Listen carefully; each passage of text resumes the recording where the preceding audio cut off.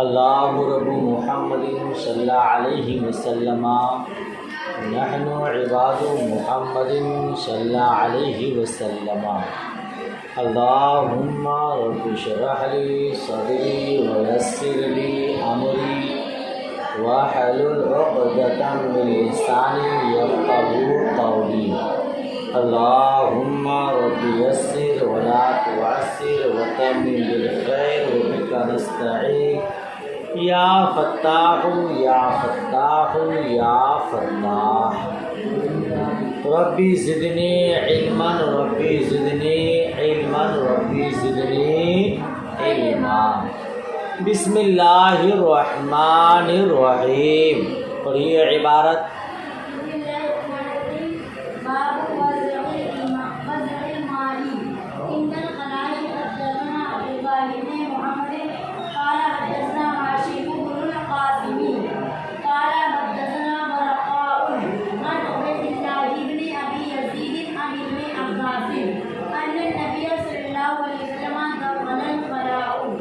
خلاء دخل الخلاء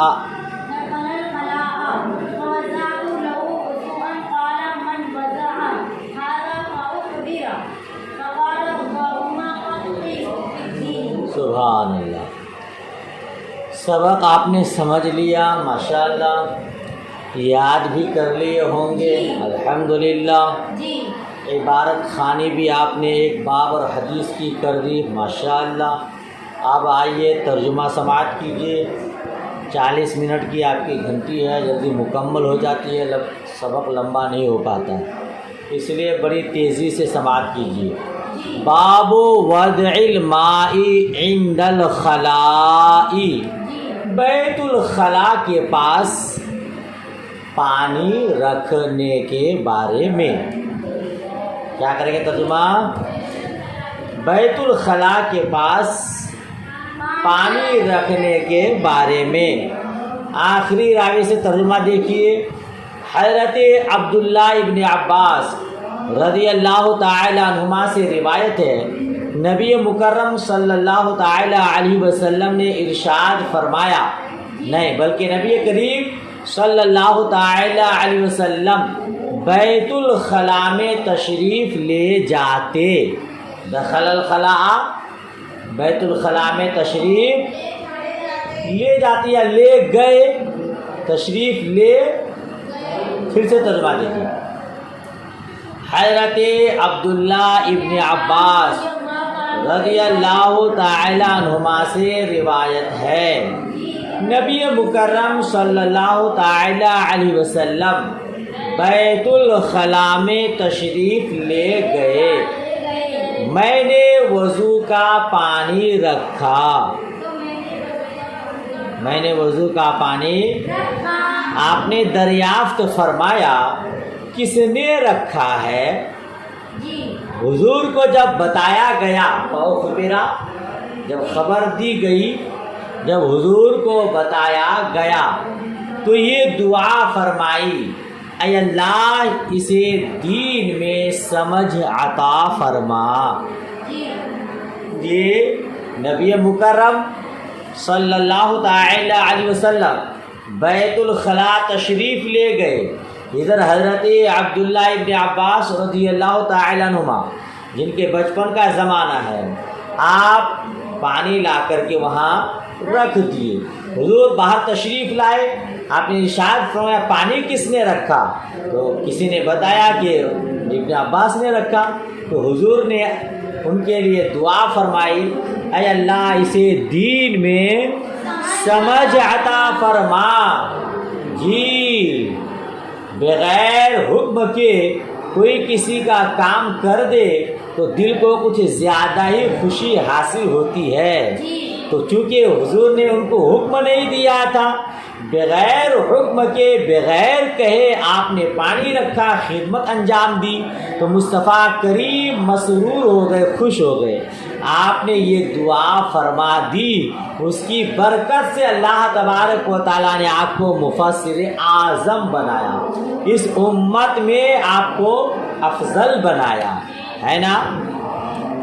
تو معلوم ہوا کہ بغیر حکم کی بھی خدمت کی جا سکتی ہے، اور کوئی اچھا کام کر دے تو چاہیے کہ شکرانے کے طور پر اس کے لیے دعا کر دیں۔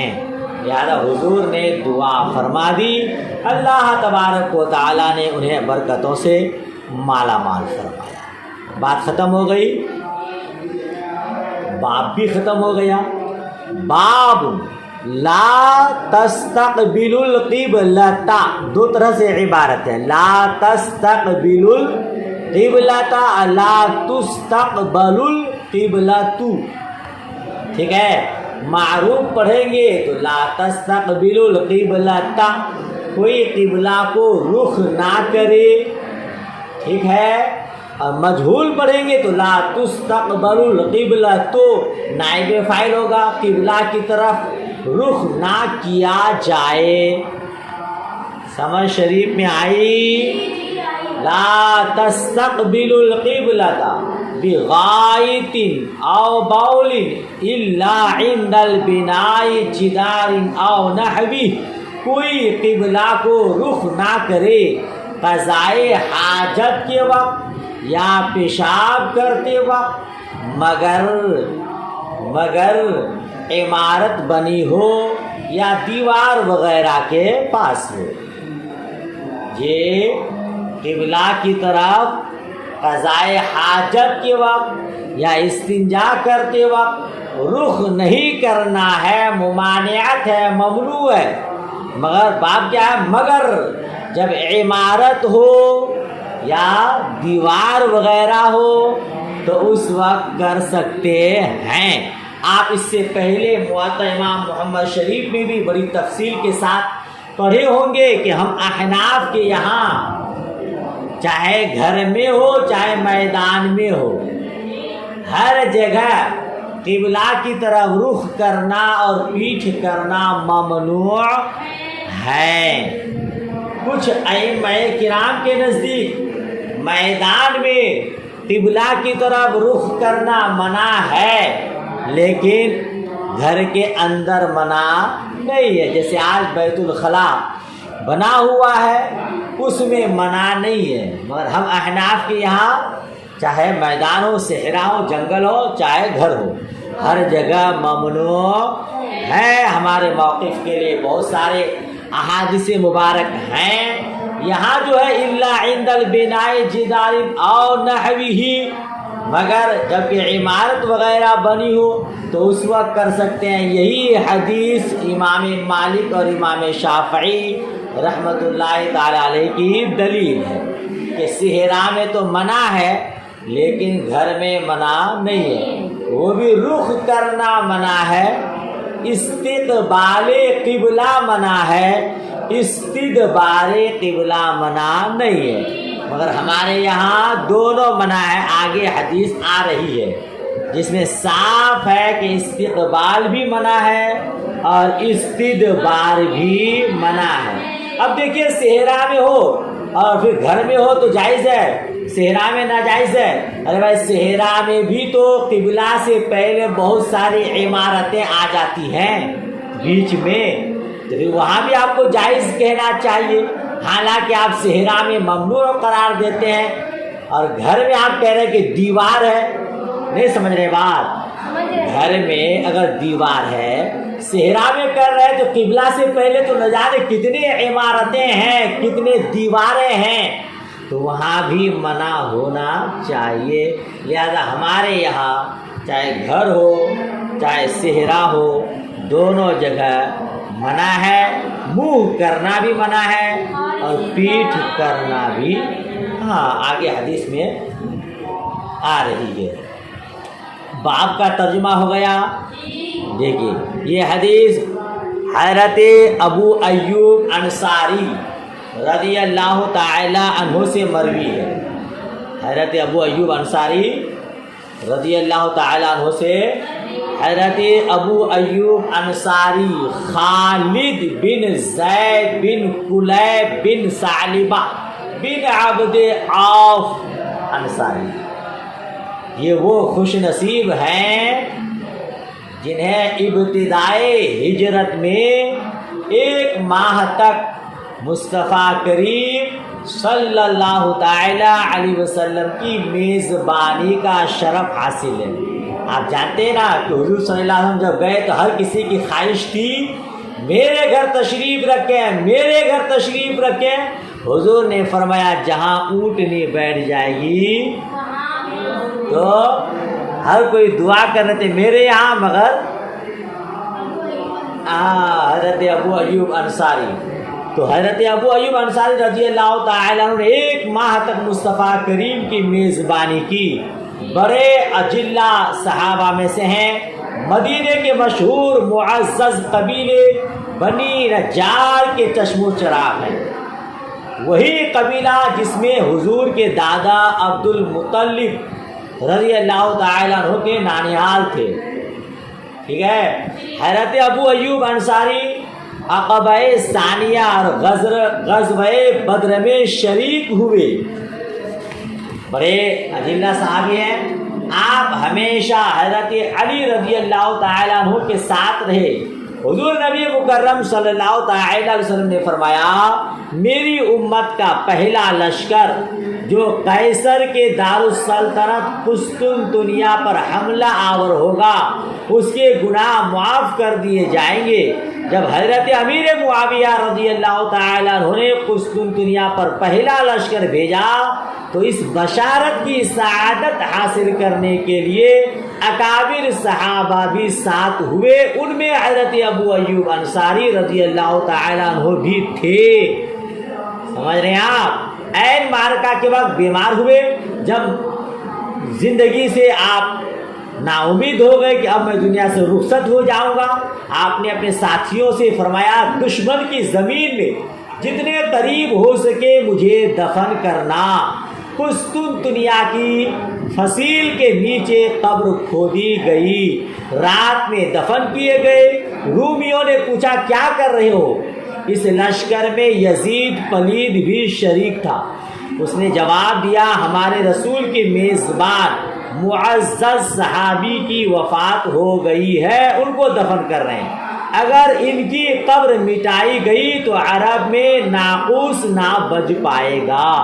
اب تک ان کا مزار پرانوار قسطنطنیہ میں موجود ہے۔ اگر بارش نہیں ہوتی ہے تو ان کے مزار پر حاضر ہو کر دعا کرتے ہیں تو بارش ہوتی ہے۔ سبحان اللہ۔ ان سے 150 احادیث مروی ہیں۔ کن سے؟ حضرت ابو ایوب انصاری رضی اللہ تعالی عنہ سے۔ حضرت ابو ایوب انصاری رضی اللہ تعالی عنہ نے فرمایا ہے جب ہم شام میں آئے تو قدم چوک کو ہم نے کعبے کے رخ بنا ہوا دیکھا، ہم ہٹ جاتے اور اللہ سے مغفرت چاہ۔ بہرحال یہ حدیث دیکھیے، حضرت ابو ایوب انصاری رضی اللہ تعالیٰ عنہ سے مروی فرماتے ہیں رسول اللہ صلی اللہ تعالیٰ علیہ وسلم نے ارشاد فرمایا اذا اتا احدکم الغائط فلا يستقبل القبلة ولا يولي ظهره شرقوا او غربوا۔ حضور فرماتے جب تم میں سے کوئی قضائے حاجت کے لیے آئے، جب تم میں سے کوئی تو نہ استقبال قبلہ کرے، نہ قبلہ کی طرف اپنا رخ کرے اور نہ اس کی طرف اپنی پیٹھ کرے، جی ولا یولی ظہرہ، اور نہ اس کی طرف اپنی پیٹھ کرے۔ بین سطور لکھا نیچے ہے لا یستدبرھا، اس کی طرف پیٹھ نہ کرے۔ شرقوا او غربوا، مشرق کی طرف کرے یا مغرب کی طرف، ہاں شرقو مشرق کی طرف کرو اور غربو یا مغرب کی طرف کرو۔ آپ نے جامع ترمذی شریف پڑھی، اس میں یہ احادیث مبارکہ بڑی تفصیل اور وضاحت کے ساتھ آپ نے پڑھی ہوگی۔ اب میں آپ سے پوچھتا ہوں کہ حضور نے فرمایا جب تم میں سے کوئی قضائے حاجت کے لیے آئے تو نہ استقبال قبلہ کرے نہ استدبار قبلہ کرے، نہ رخ کرے نہ پیٹھ کرے.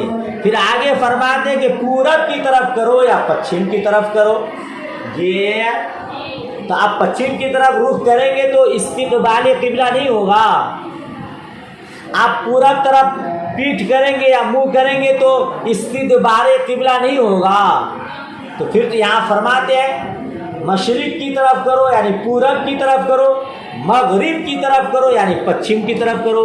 اور آپ جانتے ہیں کہ ہمارے یہاں ملک ہندوستان میں اور پاکستان وغیرہ میں بھی پورب طرف پچھم طرف نہ تو رخ کر کے بیٹھا جاتا ہے اور نہ پیٹھ کر کے بیٹھا جاتا ہے. اگر آپ پچھم طرف رخ کریں گے تو استقبال قبلہ ہو جائے گا.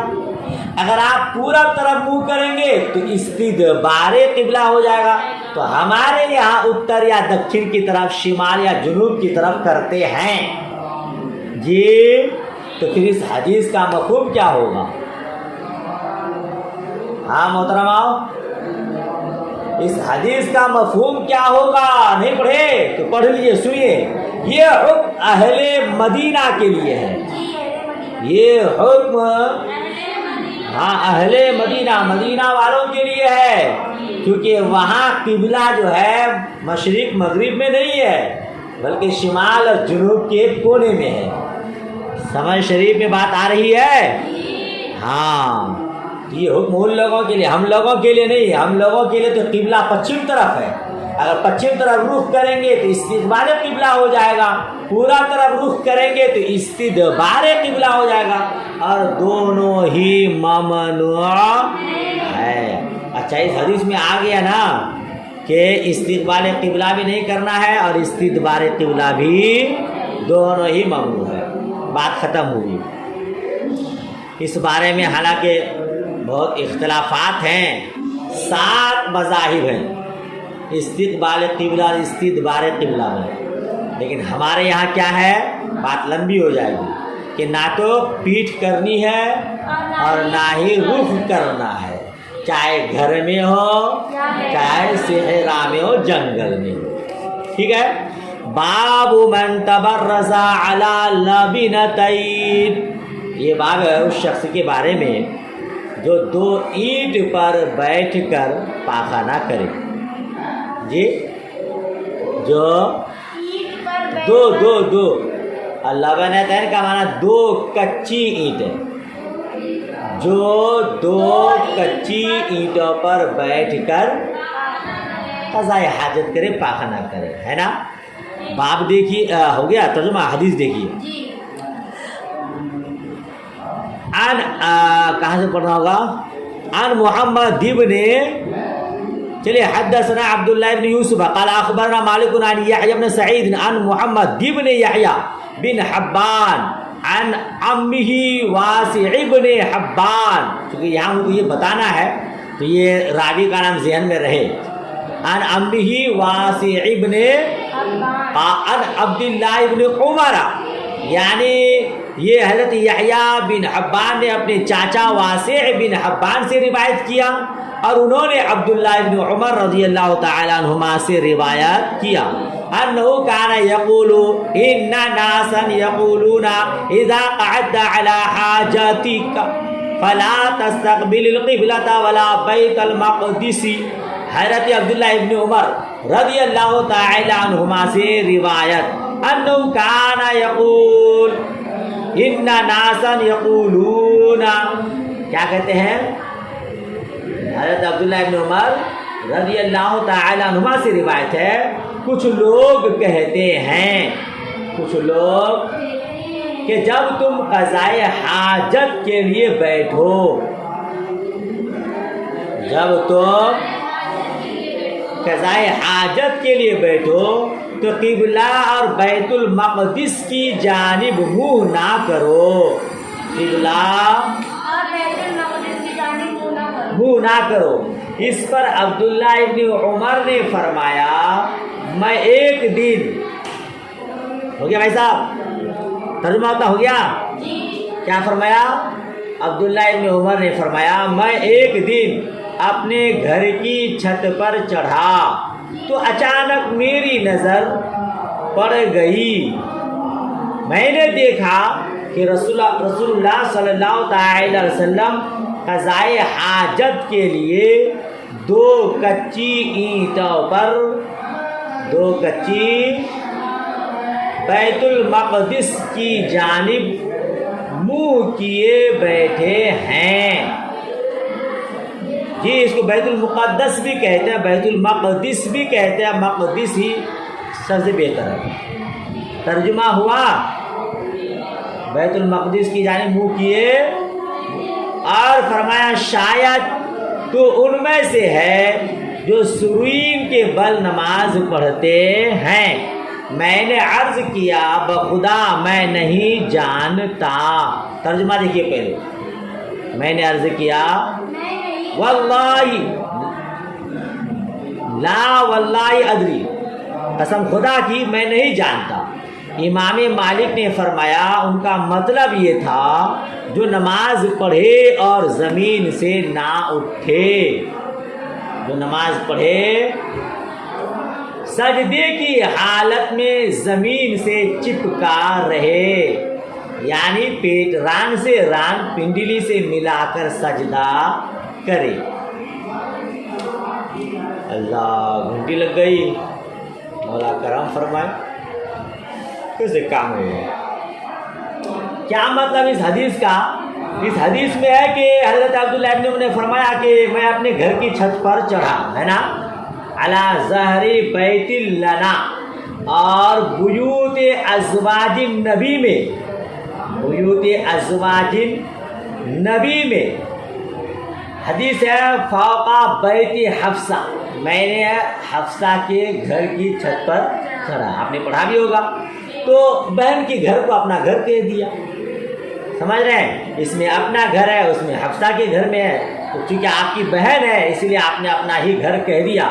بہرحال تو گھر میں کی چھت پر چڑھا تو آپ نے یہ حالت دیکھی.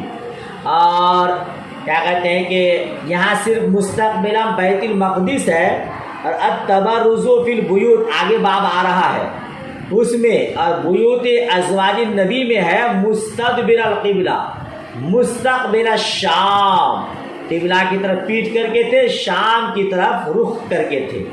دونوں کا مطلب یہ کہ ہے جب شام یا بیت المقدس کو منہ ہوگا تو قبلہ کو پیٹھ ضرور ہوگی. کیا معلوم ہوا اس سے؟ یہی حدیث تو امام مالک اور امام شافعی کی دلیل ہے جی کہ خالی رخ کرنا منع ہے, پیٹھ کرنا منع.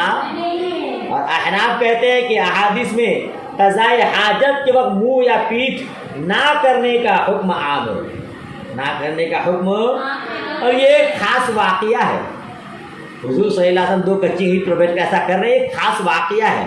ورنہ حضور کا ارشاد کیا ہے, نہ تو رخ کرو نہ پیٹھ کرو. اچھا ایک بات اور بھی جانتے ہیں آپ کہ قول اور فعل میں اگر تضاد ہو جائے تو ترجیح کس کو ہوتی ہے؟ قول کو ترجیح ہوتی ہے, فعل کو. ہاں حضور نے ارشاد فرمایا ہے کہ لا تستقبلوا القبلۃ ولا تسجدوا, اور یہاں آپ ایسا کر رہے ہیں تو یہ فعل ہے اور وہ قول ہے, اور قول کو فعل پر ترجیح حاصل ہوتی ہے. دوسری بات یہ کہ وہ حضور کا ارشاد ہے اور یہ حضرت عبداللہ ابن عمر کا اجتہاد ہے. جی حضرت عبداللہ ابن عمر نے گھر کی چھت سے دیکھا تو آپ نے یہ حدیث بیان کی کہ ایسا ایسا ہوا, اور وہاں حضور خود ارشاد فرما رہے لا تستقبلوا القبلۃ ولا تستدبروا. اچھا آپ یہاں دیکھ رہے ہیں یہ حدیث پڑھے آپ کہ حضور صلی اللہ تعالیٰ وسلم دو کچی اینٹ پر بیٹھ کر ہیں اور کیا کر رہے ہیں؟ قبلہ کی طرف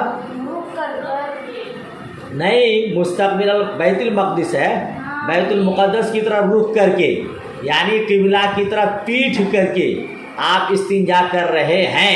تو اس سے ظاہر ہو رہا ہے کہ پھر یہ جائز ہے, لیکن آپ کو بتا چکا کہ حضور کا قول ہے نہ تو رخ کرنا جائز, دونوں ہی اچھا حضرت عبداللہ ابن عمر کی اس حدیث کا کچھ لوگ یہ جواب دیتے ہیں کہ آپ کو دیکھنے میں غلطی ہو گئی, شاید آپ کا چہرہ تھا مگر استنجا جس سے کیا جاتا وہ قبلہ بیت المقدس کی طرف اس کا رخ نہیں تھا, تو آپ کو دیکھنے میں غلطی ہوئی ہوگی. ٹھیک ہے, آپ دور سے دیکھ رہے تھے, مگر یہ جواب صحیح نہیں ہے، کیونکہ اچانک واقعی یہ تو مقام نہیں ہے کہ دیکھا جائے، لیکن آپ اتنا بھی دیکھ رہے ہیں کہ 2 کچی اینٹ پر آپ بیٹھ کر کے 2 ہے یہ بھی دیکھ رہے ہیں، پھر کچی اینٹ ہے وہ بھی دیکھ رہے ہیں، تو پھر یہ دیکھنے میں بھلا غلطی کیسے ہو گئی کہ آپ کا رخ نہیں ہوگا؟ سمجھ رہے ہیں؟ تو صحیح جواب کیا ہے؟ نزہۃ القاری شرح بخاری میں مفتی شریف الاقصی قبلہ علی رحمٰن نے جواب دیا ہے، صحیح جواب وہی ہے جو میرے استاذ حضرت صدر الشریعہ علی رحمٰن نے فرمایا ہے۔ کیا جواب دیا ہے؟ جن کے سامنے کعبہ نہ ہو ان کو کعبہ کی طرف منہ کرنا، پیٹھ کرنا ممنوع ہے۔ سمجھ رہے ہیں؟ جن کے سامنے، جیسے ہمارے سامنے یہاں کعبہ نہیں ہے تو قبلہ جس طرف ہے اس طرف ہی منہ کرنا منع ہے اور پیٹھ کرنا منع ہے، لیکن جن کے سامنے کعبہ ہو انہیں عین کعبہ کی طرف منع ہے، سمت کعبہ کی طرف نہیں۔ تو حضور صلی اللہ تعالی علیہ وسلم کی نگاہوں کے سامنے کعبہ ہے تو آپ کے لیے عین کعبہ جو ایک مقام ہے، گھر ہے، خانہ، اس کی طرف کرنا منع ہے، سمت کعبہ کی طرف۔ مان لیجیے پچھم کی دیوار ہے تو پورے دیوار میں کعبہ نہیں ہے نا، بلکہ کونے میں ہے، تو ہم لوگوں کے لیے سمت کعبہ کی طرف رخ کرنا، پیٹ کرنا منع ہے، لیکن جن کے نگاہوں کے سامنے کعبہ شریف ہے، بیت اللہ شریف ہے، ان کے لیے عین کعبہ کی طرف منع ہے، سمت کعبہ کی طرف نہیں۔ بات سمجھ شریف میں آ گئی؟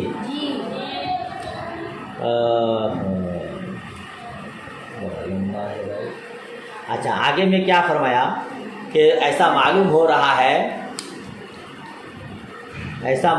رہا ہے کہ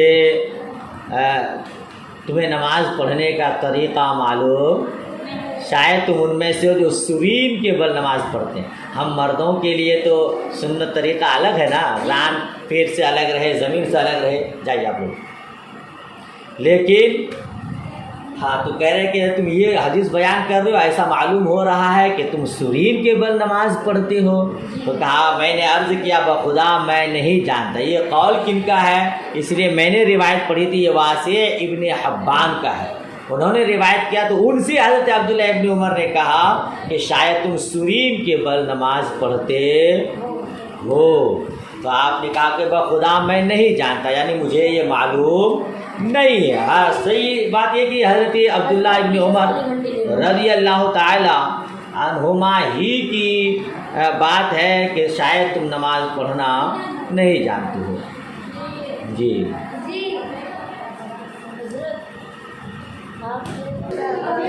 سمجھ رہے ہیں؟ تو یہ واسع ابن حبان کا مقولہ مانا جائے، مگر واقع میں ایسا نہیں ہے، یہ حضرت عبداللہ ابن عمر ہی کا قول ہے، جیسا کہ مسلم شریف میں صراحت ہے، فقال عبداللہ یقول ناس، جی کہ لوگ کہتے ہیں، تو واسع کو کیا کہتے ہیں کہ نے کہا میں مسجد میں نماز پڑھ رہا تھا، جی وہاں صراحت ہے، حصہ یوں ہے، واسع نے کہا میں مسجد میں نماز پڑھ رہا تھا، عبداللہ ابن عمر بیٹھے تھے، نماز سے فارغ ہو کر میں ان کی جانب مڑا تو انہوں نے فرمایا کچھ لوگ ایسا کہتے ہیں۔ ٹھیک ہے، تو ہو سکتا ہے کہ واسع ابن حبان کے سجدے میں یہ بات دیکھی ہو اور انہیں تنبیہ فرما دی کہ اس طرح نماز نہ پڑھو کہ سنت کے خلاف ہے۔ بہرحال تو ہمارے نزدیک قبلہ کی طرف رخ کرنا، پیٹھ کرنا دونوں ہی منع ہے، اور قول و فعل میں تضاد ہو جائے تو قول کو ترجیح دی جاتی ہے، فعل کو نہیں۔ یہ خاص واقعہ ہے، مصطفیٰ کریم کا فعل ہے، لہذا قول پر عمل ہوگا، قبلہ کی طرف رخ کرنا، پیٹھ کرنا دونوں ممنوع ہوگا۔ بہت جلدی گھنٹی لگ جاتی ہے، سبق مکمل ہو بھی نہیں پاتا ہے، اللہ خیر فرمائے۔ چلیے دعائے خیر میں یاد، اللہ حافظ، خدا حافظ۔